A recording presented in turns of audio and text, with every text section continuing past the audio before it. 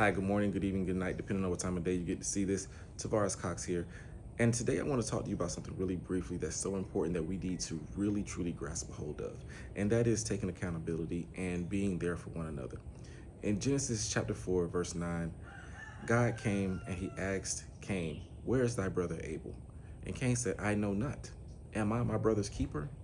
Now, when we take and break that down and to make it into reality for us, the only time we would ask a question like that, "Am I my brother's keeper?" is typically when we know that we may have not done the things that we should have done to protect or to look after our brother. Now, this kind of bothers me because we are in a world where we should be united.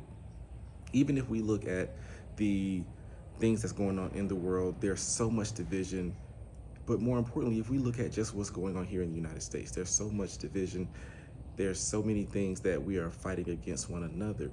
And for example, if we look at the Pledge of Allegiance, where it says one nation under God, indivisible, with liberty and justice for all.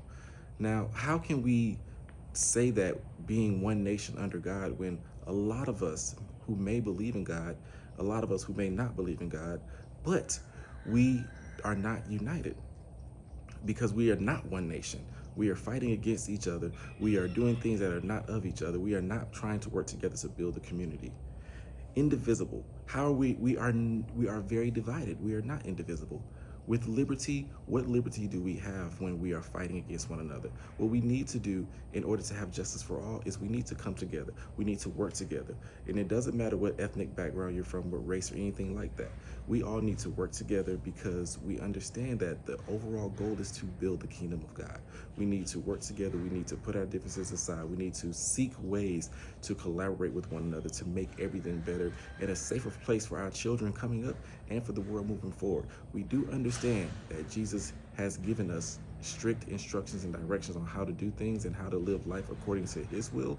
However, one thing that we need to really truly do is figure out how we can take Jesus's plan and build it into our lives and continue to reach those who don't know him so that we may be able to continue to build his kingdom the right way.